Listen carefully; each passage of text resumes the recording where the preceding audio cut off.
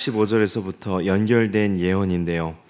20장 47절에 남쪽의 숲에 불을 일으켜 모든 나무를 없애버릴 것을 에스겔 선지자는 예언하였습니다. 이 예언은 패역한 유다에 반드시 하나님의 심판이 임하고 그 땅이 황폐할 것임을 의미하고 있습니다. 이런 유다 왕국의 임할 재앙은 바벨론의 침공으로 성취되며 또 이로 인하여 유다 왕실이 몰락하게 될 것을 보다 분명하게 예언하기 위하여 21장에서는 칼의 비유로 말씀하고 있습니다. 에스겔 선지자는 하나님의 명령대로 각종 비유를 통해 이스라엘 백성들에게 메시지를 전달하였지만 그 비유를 이해하지 못한 이스라엘 백성들은 자신들이 알아듣지 못하는 어려운 말만 한다고 20장 마지막 절인 49절에 불평합니다. 그러자 에스겔은 보다 쉬운 비유로 20장 45절에서 48절의 예언을, 이 예언인 불타는 숲의 비유를 21장의 칼의 비유로 다시 해석해 주고 있습니다. 이 절은 20장 46절의 말씀에 대한 해석인데요. 46절에 나무로 향하라, 또 나무로 향하여, 또 남쪽의 숲을 쳐서라는 표현을 이 절에 예루살렘으로 향하며 성소를 향하여 이스라엘 땅에게라고 구체적으로 에스겔 선지자는 예언합니다. 회개하고 하나님께 순종하기를 끝내 거부한 이스라엘 백성을 하나님께서 반드시 징계하실 것을 예언하라는 내용의 말씀인 것입니다. 3절은 20장 47절의 해석으로 볼 수 있습니다. 47절에 불, 그리고 불꽃은 바벨론의 군대와 또 사륙을 상징하고 있습니다. 여기 3절도 마찬가지인데요. 하나님께서 지금까지 택한 백성을 향한 자비하심으로 인내하여 왔던 심판을 더 이상 지체하지 않고 시행하시겠다는 표현으로 에스겔은 3절에 내 칼을 칼집에서 빼어라고 예언합니다. 20장 47절에 모든 푸른 나무와 모든 마른 나무를 멸하리니 라는 말씀에 대하여 3절에 의인과 악인을 내게서 끊을지라 라고 해석의 말씀을 합니다.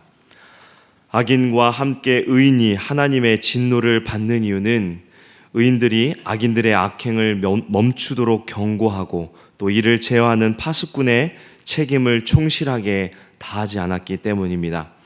이스라엘은 하나님의 백성으로 구성된 하나의 운명 공동체입니다.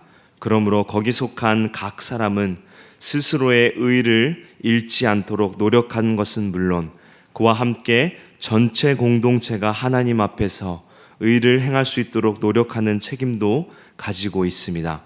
그렇게 의인이라 할지라도 자신이 속한 공동체 전체가 하나님의 공의를 거역하는 경우에는 그 공동체에 내리는 심판을 피할 수 없습니다.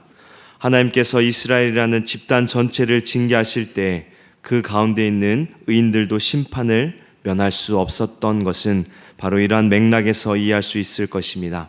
그러나 같은 심판이라 할지라도 의인들에게는 그들의 일시적 범죄를 깨우치고 교정할 수 있는 기회가 되는 징계의 형태로, 그리고 악인에게는 완전한 멸망인 징벌의 형태로 다가오게 된다는 사실을 잊어서는 안 될 것입니다. 하나님께서는 4절에 그 심판의 대상이 이스라엘 자손 모두이며 이스라엘 땅 전 지역이 될 것이라고 20장 47절의 맹렬한 불꽃이 꺼지지 아니하고 남에서 북까지 모든 얼굴이 그슬릴지라 라는 말씀을 해석해 주십니다. 의인과 악인을 막론하고 이스라엘 땅에 거하는 모든 사람들, 고관과 백성, 남자와 여자, 노인과 아이 모두 하나님의 심판 도구인 바벨론의 손에서 벗어나지 못하며 다 칼로 쳐서 심판을 받게 될 것임을 말씀하면서 이 무서운 재앙을 겪을 때 그 재앙을 통해 하나님께서 직접 보내신 심판의 결과라는 사실을 깨달아 알게 될 것이라고 20장 48절의 예언을 5절에 말씀하고 있습니다. 더불어 하나님께서는 이스라엘 백성에 대한 심판이 하나님의 공의가 만족될 때까지 계속될 것이라고 이 48절에 그것이 꺼지지 아니하리라 라는 예언을 5절에 칼이 다시 꽂히지 아니하리라 라고 해석하여 말씀하십니다. 하나님께서는 심판의 칼을 빼들고 그 마음에 뜻하셨던 바를 이루기 전까지는 결코 쉬지 않으실 것이며 또 하나님의 타오르는 분노를 중간에 끌 자가 아무도 없음을 5절에 말씀하는 것입니다. 하나님께서는 에스겔 선지자를 통하여 예언의 말씀을 몸으로 표현하라고 또한 말씀하십니다. 6절에 에스겔 선지자로 하여금 허리가 끊어지듯 탄식하라고 말씀하시는데요. 12절에는 넓적다리를 치며 통곡하라라고 하십니다. 허리가 끊어지듯 탄식하라는 것은 슬픔이 극에 달했다는 것을 나타내는 상징적 표현입니다. 하나님께서 에스겔로 하여금 이와 같은 행동을 취하라고 명령하시는 것은 이스라엘 백성들에게 곧 임할 심판으로 인한 고난과 슬픔이 상상을 초월하는 극한적인 것임을 나타내고 있는 것입니다. 에스겔의 행동에 대하여 이스라엘 백성이 왜 그러는지 묻거든 하나님께서는 묻는 자들에게 예루살렘 멸망 그 자체에 대하여 말하지 않고 그 사건과 관계된 소식으로 인해 이스라엘 포로 공동체에게 미치는 영향에 대하여 답하라고 7절에 말씀하십니다.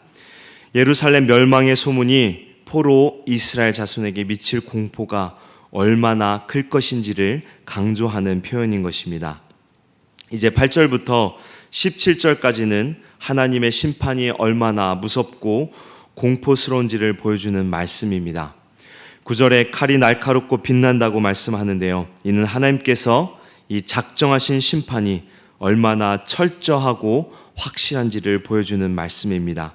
즉 하나님께서는 심판의 도구인 바벨론의 느부갓네살 왕과 또 그의 군대를 오래전부터 철저히 준비시켜 놓았음을 나타내는 것입니다. 왜 그 칼이 날카롭게 그리고 번쩍번쩍 빛나는가? 10절에 그에 대하여 말씀합니다. 그 칼이 날카로움은 죽음을 위함이요 빛남은 번개같이 되기 위함이니 우리가 즐거워하겠느냐? 내 아들의 규가 모든 나무를 업신여기는도다. 수많은 사람들을 손쉽게 죽이기 위함이며 신속하게 움직임으로 무수한 사람들을 처단하기 위함이라고 말씀합니다. 하나님께서는 이 심판하는 칼을 죽이는 자의 손 느부갓네살 왕에게 넘기기 위하여 날카롭고도 빛나게 하였다고 11절에 말씀하시며 다시 에스겔 선지자로 하여금 부르짖고 슬피 울며 널쩍다리와 손뼉을 치는 행위로 이스라엘 자손에게 재앙이 임할 것을 경고하라고 또 12절에 말씀하십니다. 널쩍다리를 치는 행위는 참을 수 없는 극도의 슬픔과 공포 또 낙심으로 인한 탄식을 표현하는 행동으로 이 6절에 허리가 끊어지듯이 탄식하는 행위와 비슷하다고 볼 수 있습니다. 그리고 14절에 손뼉을 치는 행위는 극심한 분노를 드러내는 의미로 하나님의 진노가 극에 달했음을 이스라엘 백성들에게 나타내기 위함입니다. 칼로 두세 번 거듭 쓰이게 하라는 표현은 이스라엘이 도저히 대항할 수 없을 만큼 침공당한 것을 뜻하며 심판의 칼이 목적을 달성할 때까지 쉬지 않을 것을 말씀합니다. 하나님의 칼이 얼마나 무서운지 15절에 남유다에 임박한 심판, 곧 바벨론의 침공의 공포스러움을 세밀하게 묘사하고 있습니다. 그리고 16절에 하나님의 징계를 실행할 바벨론의 군대가 일사불란하게 움직여 하나님의 징계가 차질 없이 분명하게 다가오며 빈틈없이 실행될 것임을 표현하고 있습니다. 이렇게 하나님께서는 이스라엘을 바벨론을 통하여 심판하심으로 그 분노를 완전히 다 쏟아내고 그 마음을 편케 하실 것이라고 17절에 말씀합니다. 오늘 말씀은 하나님께서 단행하시는 심판을 칼의 이미지로 나타내고 있습니다. 칼이라는 단어가 21장에 무려 15회나 사용됩니다. 칼이라는 단어인 히브리어 헤레브는 문자적으로는 전쟁 무기로 사용되는 칼, 그리고 상징적으로는 여호와의 심판, 이렇게 두 가지 의미가 있습니다. 그런데 21장에서는 이 두 가지 의미가 다 포함되어 있습니다. 본래 여호와의 칼은 여호수아 5장에 이스라엘 백성이 여리고성을 정복하려고 준비하고 있을 때 나타났었습니다. 그때는 이스라엘 백성을 위해 싸우는 칼이었습니다. 그러나 이제는 완전히 돌변하여 그들을 대적하여 멸망시키는 칼이 되었습니다. 이는 하나님에 대한 이스라엘 자손들의 가득한 죄악 때문이었습니다. 패역한 언약 백성에 대하여 언약의 주이신 여호와 하나님 자신이 직접 심판을 단행하시는 것입니다. 그리고 하나님께서는 심판이 완전히 이루어지기 전까지 결코 칼집에 다시 꽂지 않으실 것이라고 말씀합니다. 하나님께서는 언약 백성이라 할지라도 그 죄에 대하여 회개치 않고 계속 범죄할 때 단호하게 심판하십니다. 죄악이 있는 곳, 하나님과의 언약을 파괴하는 인생들이 거하는 곳은 어디든지 거기에는 하나님의 심판의 칼이 임할 것입니다. 그렇게 우리는 죄에서 멀어지는 삶, 죄로부터 떠나는 삶을 살아야만 할 것입니다. 하나님과 복된 교제만이 우리의 참 기쁨이 되며 행복한 삶이 되는 것입니다. 죄는 오늘 이스라엘 백성들처럼 비참한 결과를 낳으며 처참한 모습이 되는 것입니다. 그렇게 우리는 생명력이 넘치는 삶을 살도록 우리의 삶의 자리에 하나님의 말씀과 성령의 도우심으로 죄를 멀리하며 항상 선하고 의로운 일들을 실천하며 살아가야 할 것입니다. 또한 우리 교회가 죄로 무너지지 않도록 하나님의 의가 나타나는 교회 되도록 우리가 함께 기도하며 또 뒤로 물러간 이들을 격려하며 함께 예배의 자리로 나아가도록 힘쓰는 또 책임을 다하는 성도 되기를 주님의 이름으로 축원합니다. 함께 기도하겠습니다. 죄에 대하여 심판하시는 하나님을 오늘 에스겔 말씀을 통해 보았습니다. 언약 백성이지만 그들의 죄를 징벌하시는 하나님을 우리가 기억하고 어느 자리에 있든지 죄 말씀대로 실천함으로 죄에서 멀어지며 생명력 가득한 삶이 되도록 성령님 우리를 일깨워 주시고 인도하여 주옵소서. 무엇보다 우리 모두가 함께하는 운명 공동체임을 우리가 항상 기억하고 죄로 인하여 낙심하고 하나님과 멀어진 이들을 다시금 하나님께로 인도하는 일에 책임을 다하는 우리 모두 되도록 은혜 내려 주옵소서.